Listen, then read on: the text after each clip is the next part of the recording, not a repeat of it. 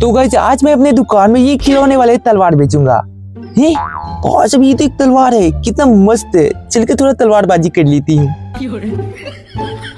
अभी ये क्या कुछ महक रहा है? तलवार महक रही है?